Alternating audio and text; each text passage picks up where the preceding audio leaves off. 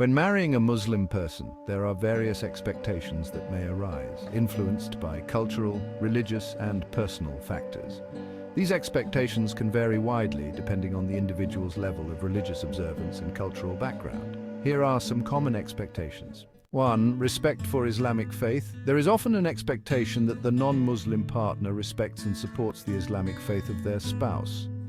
This can include understanding basic Islamic beliefs, practices, and possibly participating in certain religious observances if agreed upon. Modesty and behavior, depending on the cultural background and personal beliefs.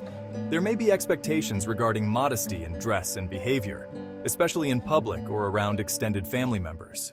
Support for Islamic values is, quite significant. Many Muslims uphold values such as honesty, charity, modesty, and respect for others. There might be an expectation that these values are shared and respected within the marriage.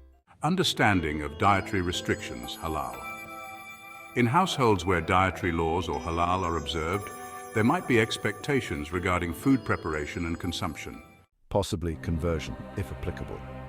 In some cases, if the non-Muslim partner wishes to have a Muslim household, or if it is a requirement for marriage under Islamic law, especially in Sunni and Shia traditions, conversion to Islam might be expected. This involves a formal process known as shahada, declaring faith in Islam, overseen by witnesses and an imam. Respect for prayer and worship. Observance of daily prayers and other religious rituals may be expected, depending on the individual's level of religious practice.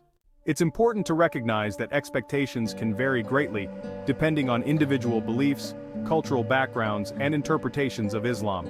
Open and respectful communication between partners about these expectations is crucial for building a harmonious relationship.